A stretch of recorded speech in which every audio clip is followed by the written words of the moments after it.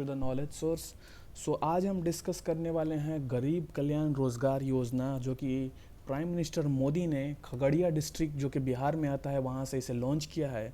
तो इस पूरे सेशन में हम जानने वाले हैं कि गरीब कल्याण रोजगार योजना है क्या, और कौन कौन सी इसकी इम्प्लीमेंटिंग एजेंसीज हैं, और इसका बेनिफिट क्या होगा, और क्या एक्चुअली मेजर स्कीम्स इसके अंदर हैं गरीब कल्याण रोजगार योजना के बारे में। चलिए इसे स्टार्ट करते हैं। अगर आपको नेम से देखें गरीब कल्याण रोजगार योजना, तो आप देख रहे हैं कि जो कि कॉमन मैन, जो कि स्पेशली लेबरर क्लास के लोग हैं या फिर माइग्रेंट्स क्लास के लोग हैं, जो वापस जो बड़े बड़े शहरों में काम करते हैं, खून पसीना बहाते हैं, उनके लिए ये मेजर फोकस इस स्कीम को किया गया है, जहाँ पे रूरल लिवलीहुड को रिवाइव करने की कोशिश की गई है। ठीक है, तो जैसा मैंने आपको बताया कि गरीब कल्याण रोजगार योजना लिवलीहुड को बूस्ट करके उन्हें अपॉर्चुनिटीज़ प्रोवाइड कराने के लिए की गई है। और जो इमीडिएट रिक्वायरमेंट है, जब आपको मालूम होगा कि जो पोस्ट कोविड-19 क्राइसिस आया जिसमें लॉकडाउन हुआ, तो वहाँ से एक रिवर्स माइग्रेशन का ट्रेंड स्टार्ट हुआ, जहाँ पे रूरल एरियाज़ में जॉब की क्राइसिस बहुत ही ज़्यादा हो गई। और जब जॉब की क्राइसिस हो गई, तो अचानक से अगर आप देखें कि कोई भी अगर वर्कर काम कर रहा है बड़े शहरों में, और अचानक वो विलेज में जाए और उसे फिर से एग्रीकल्चर स्टार्ट करना हो, ये बहुत ही एक डॉन्टिंग टास्क है। तो इसमें गवर्नमेंट ने इस स्कीम के तहत एक आइडिया और एक प्लेटफॉर्म प्रोवाइड किया है, जहाँ पे एक जो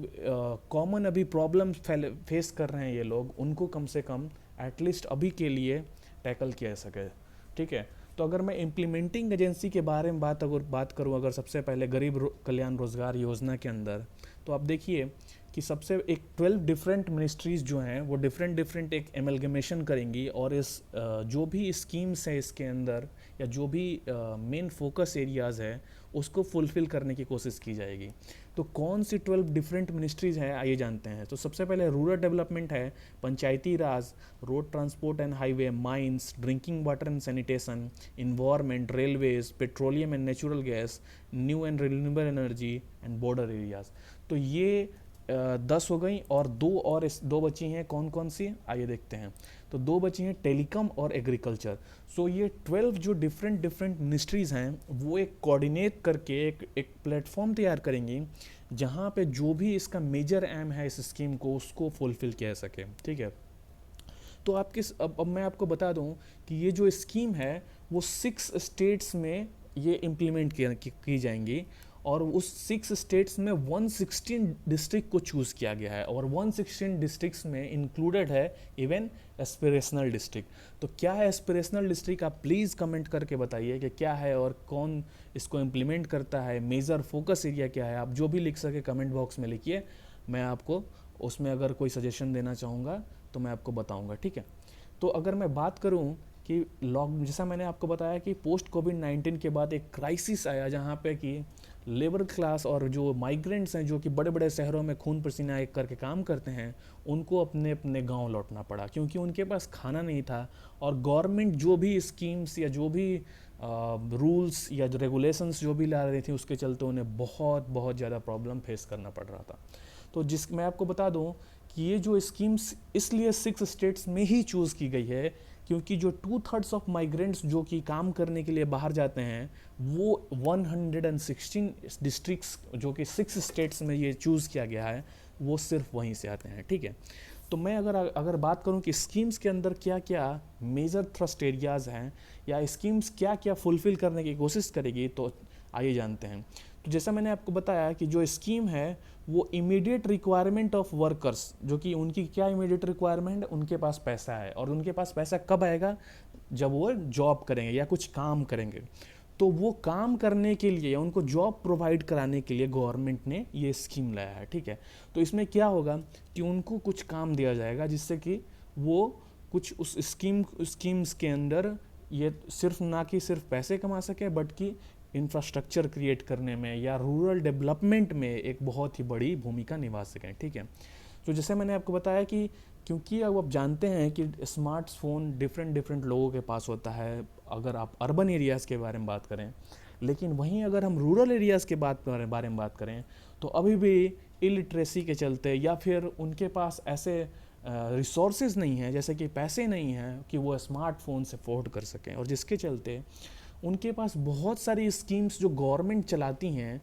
बहुत सारी जो स्कीम्स गवर्नमेंट चलाती हैं उनको पता ही नहीं चलता है। तो इसके अंदर ये भी एक एजेंडा रखा गया है कि 125 डेज तक इन 116 डिस्ट्रिक्ट्स में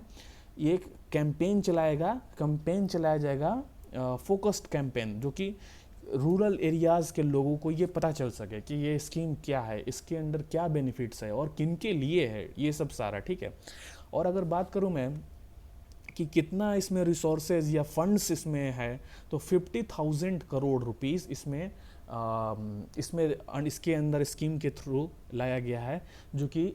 इस स्कीम्स की जो भी एजेंडाज हैं उसको फुलफिल कर सके, ठीक है।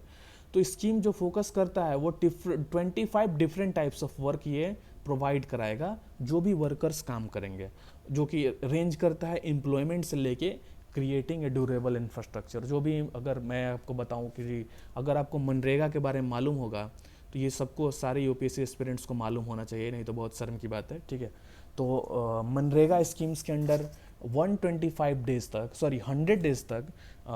वर्क्स प्रोवाइड किया जाता है गवर्नमेंट ऑफ स्टेट गवर्नमेंट के थ्रू, जिसमें कि डिफरेंट टाइप्स के वर्क्स होते हैं, may be related to ponds बनाना, मतलब कि ज़मीन खोदना पॉन्ड्स के लिए,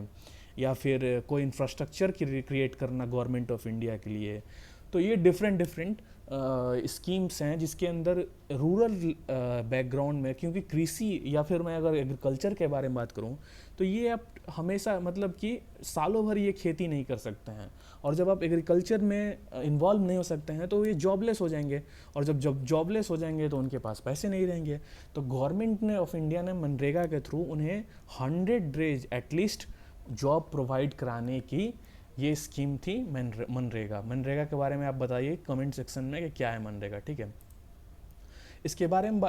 बाद मैं अगर बात करूं कि ये जो विलेजेस हैं वो ज्वाइन करेंगे, डिफरेंट विलेजेस, एक विलेज नहीं, क्लस्टर ऑफ विलेजेस वो ज्वाइन करेंगे और कृषि विज्ञान केंद्र के द्वारा, और एक एमलगमेशन प्रोवाइड करेंगे इस स्कीम्स को लास्ट टचहुड देने के लिए, ठीक है। सो एक ऐसा एक बहुत ही सोफिस्टिकेटेड स्कीम लग रहा है ये ऑन पेपर। अब देखना है कि रूरल जो एरियाज़ में रिवर्स माइग्रेशन होता है तो इसके चलते कितनी इसकी रिवाइवल की गुंजाइश है, ये अभी देखने की बाकी है। सो अगर मैं बेनिफिट्स के बारे में बात करूं कि क्या बेनिफिट्स है इसके अंदर, तो सबसे पहले मैं अगर बेनिफिट्स के बारे में बात करूं कि ये जो